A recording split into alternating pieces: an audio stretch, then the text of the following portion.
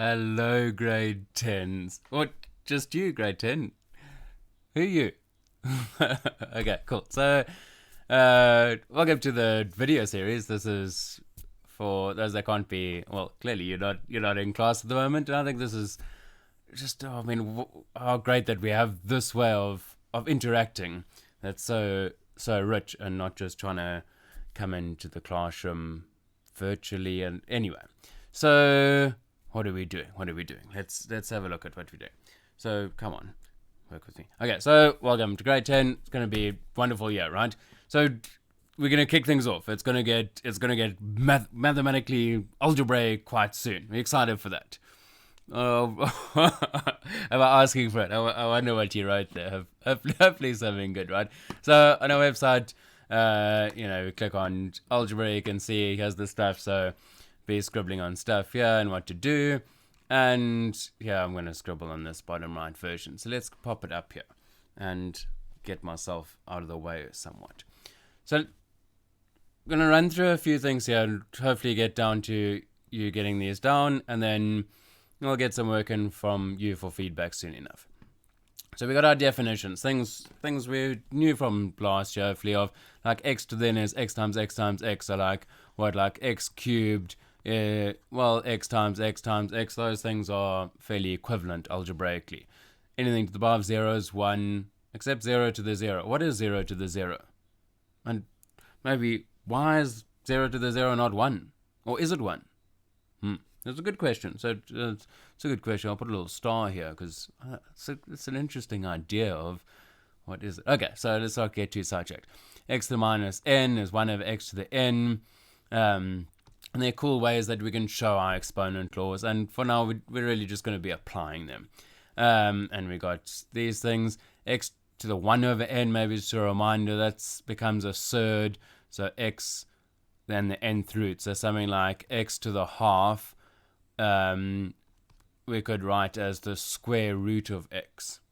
Interesting, right? Because the second root, or x to the third, we could write as the cube root of x. Now, are there some difficulties? Like when you come to square roots, what do we need to make sure is happening with square roots? Does this have to be a positive number? But then, does that one have to be positive? Does minus 2 to the half make sense? Oh, good questions. We're leaving them as questions. We want to ask more and more questions, and perhaps the more we know, the less we do. Anyway, so, and we've got, if we've got a fraction here, it's p and q. So here we had 1 over 3, so at x to the 1 and 3, whereas if this here were 2, like to the 2/3, it would be x squared and the cube root. That's what this guy here is. There's some examples here. Mine are better. Are they? I don't know. Okay, so, and we got the laws here. You multiply, add exponents when the bases are the same. You divide, bases are the same. Blah, blah, blah. How are you feeling on these? Like, honestly, is it, yeah, no, I remember those are, or just going to get back into it, whatever it is. I don't want to put words in your mouth. How are you feeling on those? Okay. So what I want to do for the rest of this video is kind of ask questions here that I should have covered up, and we're going to do this and say, imagine all of this other stuff wasn't here, because I'm not really interested in simplifying these. What I want to ask you is how are you looking at simplifying these things here? So, there's an answer. It doesn't matter. So when we've got this first one here, 3x squared y times 4x cubed y times 2x y squared. Like, how do you simplify something like that? Okay, I'm fascinated to see what you've written. I mean, for me, I kind of think of, let's go for 3 times 4 times 2, and that's going to be our first part, because it doesn't matter what order we multiply. So that's 24, and then I'm going to go, because it's just multiplication, I'm just going to go the x squared times the x cubed times the x. So we've got x to the something or other, and then do something similar with those y's. We've got a y and a y and a y squared. So when we multiply, we're adding exponents because the bases are the same, something like that. I'm wiping my face. Thank goodness I'm at home, and we'll be well washing my hands before going in. And this is all my own stuff. Okay, so back to our mathematics though, and that is, let's look at the second one. We're dividing, and we've got, how many terms do we have in the numerator? We've got one term, and we've got one term in the denominator. So we can start simplifying. It's a key thing to just keep in mind. How many terms, how many terms? So what's your method of attack going to be to simplify this expression? Okay, so I'm interested to see what you've written there. And I keep saying that because I genuinely am. And it's also just to pause, because we don't just want to dive in and just solve these things. We want to pause and go, okay, so how are we going to look at something? What's our method of attack? So, one method, because there are going to be a few, especially with exponents. I kind of think 3 over 6, well, that part I can simplify. 3 goes in there once, 3 goes in there twice. That's maybe one way of looking at it. You might have just thought, oh, well, 3 over 6 is a half. Okay, I've written this long fraction, you've done that. X to the minus 2 over x4. I can already see 2 different methods to maybe go, well, x to the minus 2, if we multiply it in the denominator, that's the same as x squared.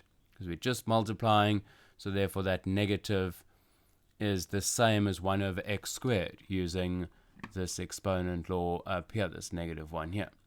So that would be one way. Or you may have said, okay, let's just rub this out here and say, no. If we're dividing, we subtract exponents. So x to the minus 2 minus 2 minus 4 is minus 6. So we got x to the minus 6. Or you might have gone, well, we're subtracting exponents, but minus 2 minus 4 is minus 6. But I know that I'm going to want a positive exponent, so immediately, why would I put it over here?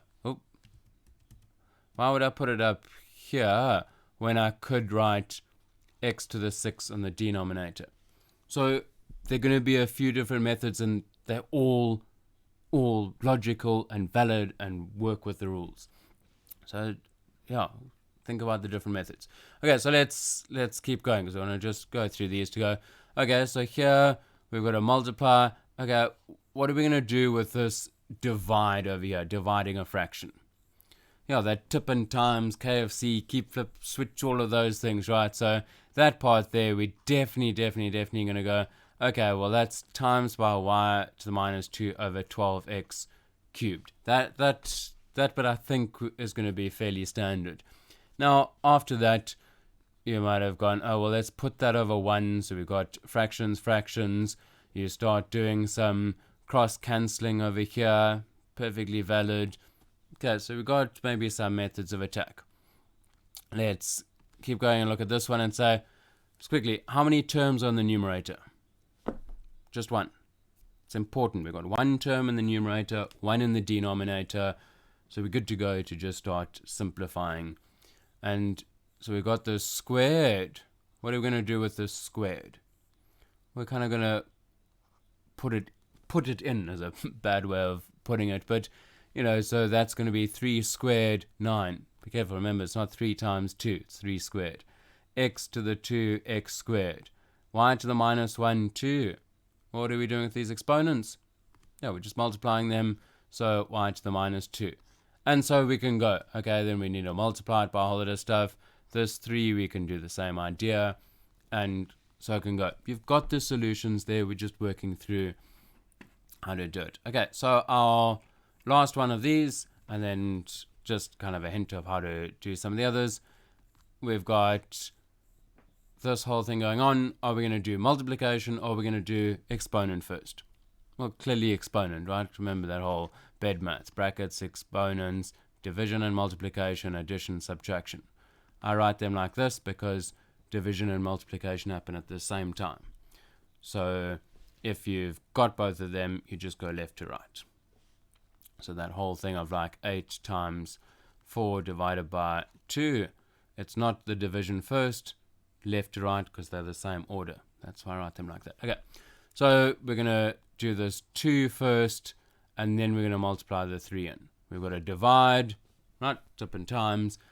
And so exponents, and I always feel like they're not overly complex, but just require a bit of patience to work through the steps. So doing this is going to take a few steps. Each bit by itself is not terribly difficult, but just keep going through it meticulously. So you're going to put this there. Maybe you're going to have this whole thing on the denominator. You're going to tip and times. You're going to square, then multiply the 2 in. Right, this is going to take a good 3-4 minutes to do. But each step is just a little bit. Okay, so the last bit before you get on with exercise 1 is that when we've got rational exponents, what's a rational number? Rational number can be written as a fraction. So can be written as like p over q, where both of these are integers. So p, q are both integers. So like 2 over 3, not 2.5 over something. Okay, so the idea here is that if we see numbers like 8, we write them as prime bases.